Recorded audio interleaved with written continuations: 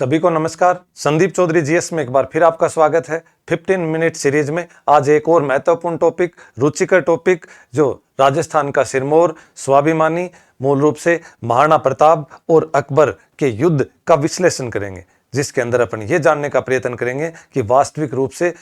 युद्ध का विजेता कौन रहा। तो इसके अंदर हम देखेंगे कि ये एक मूल रूप से हमेशा के लिए प्रश्न बना रहता है कि इसके अंदर एक हार हुई, जीत हुई या फिर कुछ और हुआ इसके अंदर, और इसका विश्लेषण करेंगे तथ्यों के आधार पर। जहां हल्दी घाटी से पहले हम देखते हैं कि 1568 के अंदर जहां पर चित्तौड़ के ऊपर क्या है, मुगल सेना का पूरे के पूरे चित्तौड़ के उपजाऊ क्षेत्र के ऊपर उनका कब्जा हो जाता है। 28 फरवरी 1572 को महाराणा प्रताप राज्याभिषेक करते हैं। महाराणा प्रताप का राज्याभिषेक होता है। मेवाड़ की जो भौगोलिक स्थिति है, अरावली का जो क्षेत्र, बहुत सी अच्छी पहाड़ियां, अभेद, मूल रूप से सामरिक रूप से महत्वपूर्ण, राजपुताने की स्वतंत्रता का अंतिम गढ़। तो इस आधार पर मूल रूप से अकबर है इस क्षेत्र को जीतने के लिए बहुत ही आकृष्ट होने का प्रयत्न करता है। इसमें क्या है, जैसे हम देखते हैं कि अकबर जो दिल्ली या आगरा, इसका जो सामरिक रूप से महत्वपूर्ण केंद्र जो मेवाड़, क्योंकि यहां से निकलने वाला जो गुजरात का जो क्षेत्र है वो व्यापारिक अरब के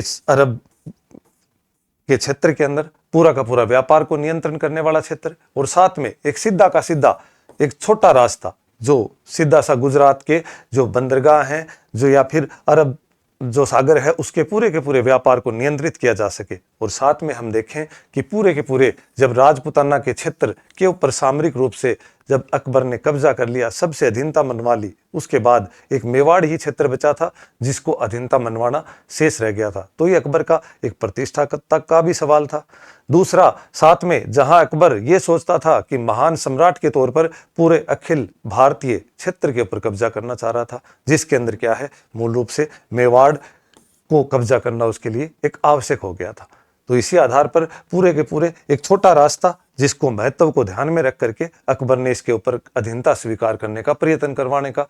एक मुहिम सोची कि इस क्षेत्र के ऊपर और कब्जा करना है। तो इसी आधार पर सबसे पहले अकबर है वो सीधा ही क्या करता है, इस क्षेत्र के ऊपर अपना 4 शांति दूत भेजता है, एक शिष्ट मंडलों का दल भेजता है, जिसके अंदर 1572 में जलाल खां कोरची को भेजता है, उसके बाद में मानसिंह को भेजता है, उसके बाद भगवंत दास है राजा, उसको भेजता है, और उसके बाद में टोडरमल को भेजता है 1573 के अंदर। चारों को भेजता है, लेकिन इन चारों के आने के परिणाम स्वरूप भी क्या है, मूल रूप से जो राणा प्रताप है वो इन मुगलों की अधीनता और इनके दरबार में व्यक्तिगत उपस्थित होने से मना कर देता है। वो इनकी अधीनता से ज्यादा अपनी खुद की स्वाधीनता और स्वाभिमान को प्राथमिकता देता है। तो इस आधार पर फिर अकबर ये सोचता है कि अगर वो नहीं मानता है तो अकबर अब सैन्य अभियान के बारे में सोचेगा। तो वो मेवाड़ के ऊपर सैन्य अभियान या सेना की चढ़ाई करने के बारे में अपना निर्णय लेता है, जिसमें जहां हम देखते हैं कि एक तरफ मेवाड़ और एक तरफ मुगल, अब दोनों की सेनाओं की बात करें तो जहां मुगलों की 10,000 की विशाल सेना, वहीं हम देखें कि मेवाड़ के पास मात्र 3,000 की घुड़सवार और 400 वहां की भील जनजाति के धनुधर, तो इनसे 3 गुना छोटी सेना। और वहीं पर हम इनका नेतृत्व देखते हैं तो जहां मेवाड़ का महाराणा प्रताप स्वयं उनका नेतृत्व करते हैं, साथ में हाकिम खान सूर जो कि उनके हरावल दल यानी अग्रिम टुकड़ी है उसका नेतृत्व संभालते हैं, वहीं रामसा तोमर और भील सरदार जो कि राणा पुंजा है वो इनका नेतृत्व करते हैं सेनापति के रूप में। वहीं पर अकबर की जो सेना है उसका नेतृत्व स्वयं राजा मान सिंह, आमेर के राजा मान सिंह, और उसके बाद में आसफ खां और सैयद हासिम जैसे सेनापति हैं वो इनका नेतृत्व करते हैं। लेकिन इनकी जो सेना है वो मूलतः 10,000 और इनकी सेना है वो 3,000,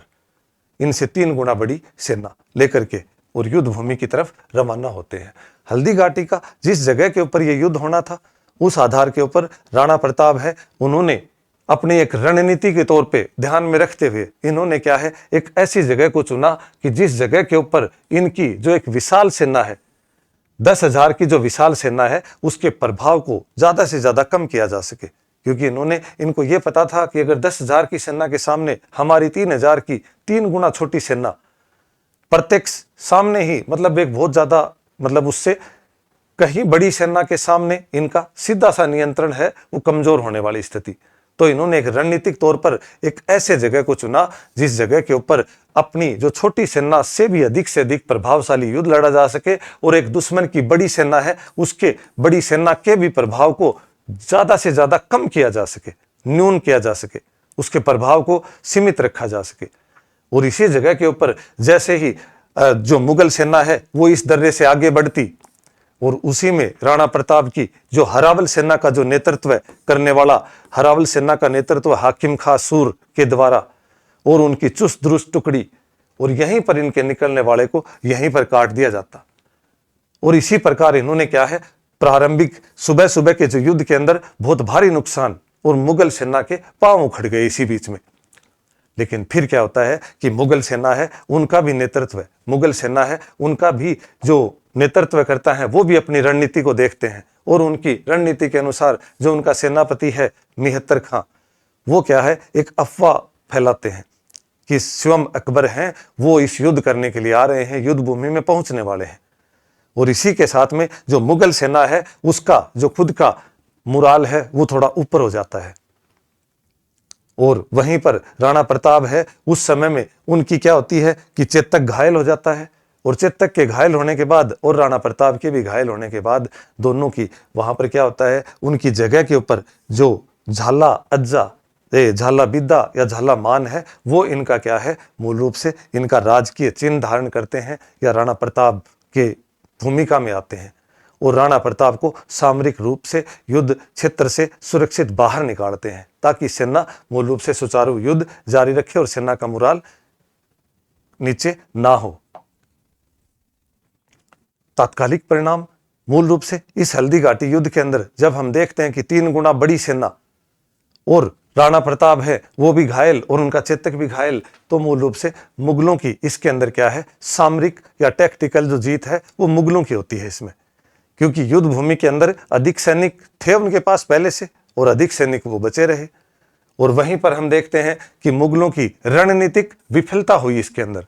सामरिक और रणनीतिक विफलता, क्योंकि उन्होंने प्रताप को पकड़ना या मारना जैसा कुछ भी नहीं कर पाए। वो ना तो राणा प्रताप को जिंदा पकड़ पाए, ना उनको मार पाए, ना उनके क्षेत्र के ऊपर पूरा कब्जा कर पाए। तो मूल रूप से ये क्या है, मुगलों की पूर्णतः विफलता मानी जाती है। वहीं निष्कर्षतः अपन इसको देखें कि इस निर्णायक युद्ध, यह एक पूर्ण रूप से निर्णायक युद्ध नहीं था, क्योंकि मुगलों के लिए यह एक प्रकार की खोखली जीत मात्र थी,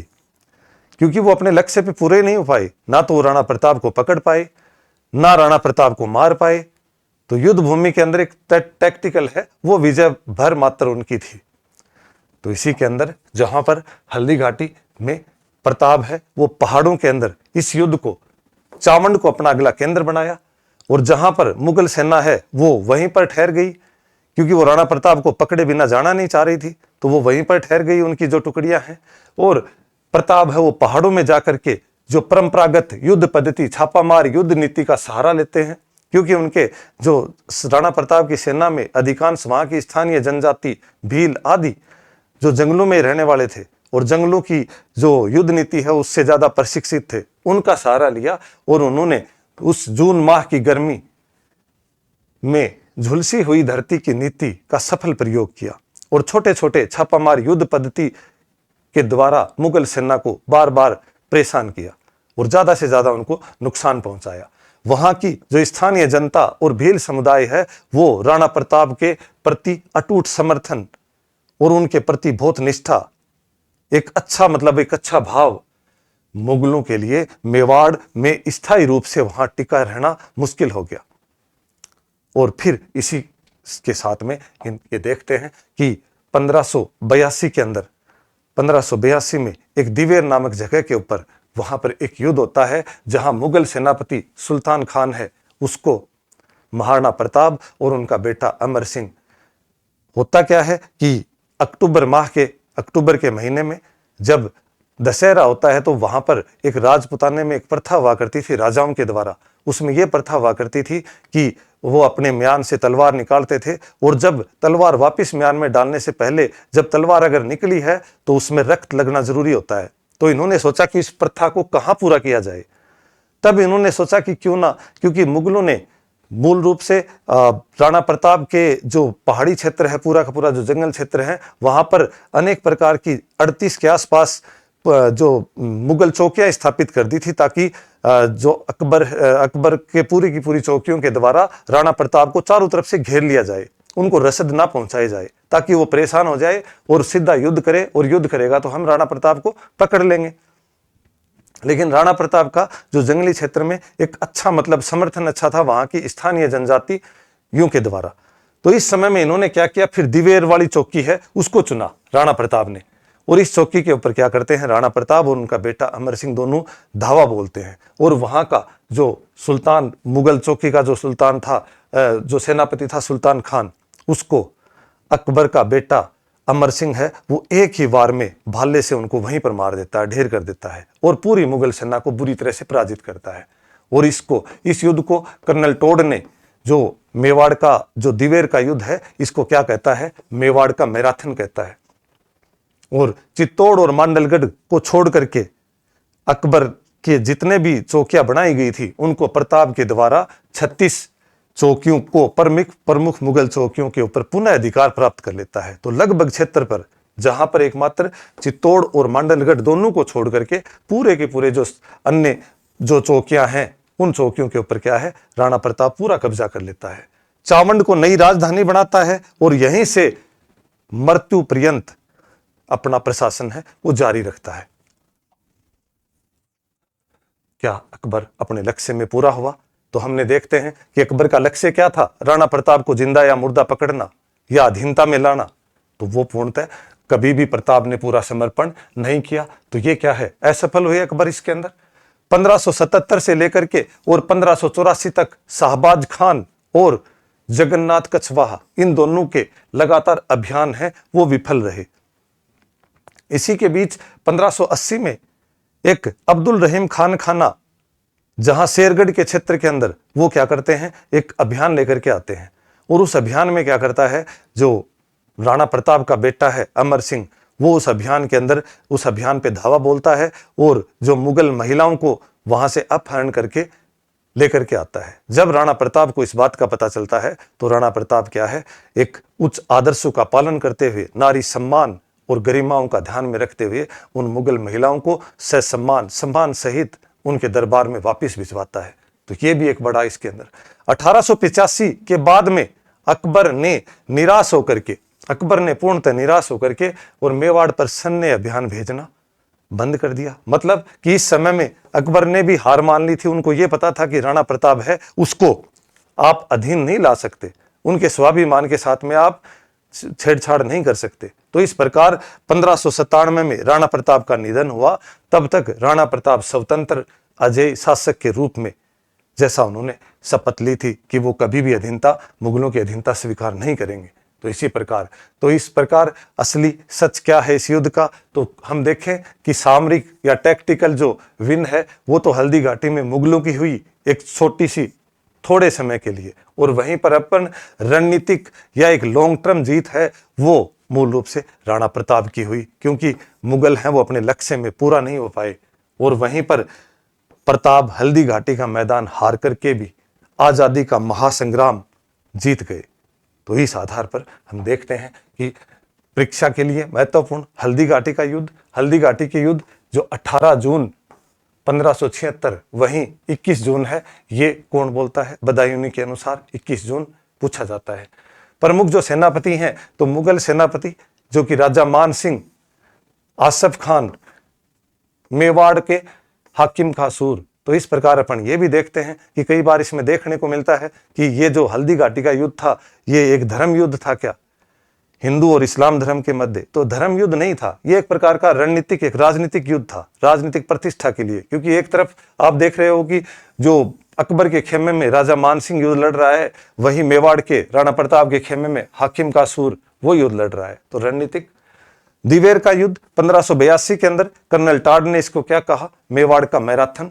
और इसी प्रकार पुनः प्राप्ति राणा प्रताप ने चित्तौड़ और मांडलगढ़ 2 जगह को छोड़ करके लगभग संपूर्ण क्षेत्र को, पूरे मेवाड़ को अपने अधीन में ले लिया। अंतिम राजधानी चावंड को बनाया और अपने जीवन के अंतिम वर्षों तक वहीं से पूरे प्रशासन को जारी रखा। तो इसी प्रकार जो 15 मिनट सीरीज के अंदर जल्द मिलेंगे एक नए टॉपिक के साथ। चैनल को सब्सक्राइब करें, लाइक करें, शेयर करें। बहुत बहुत धन्यवाद।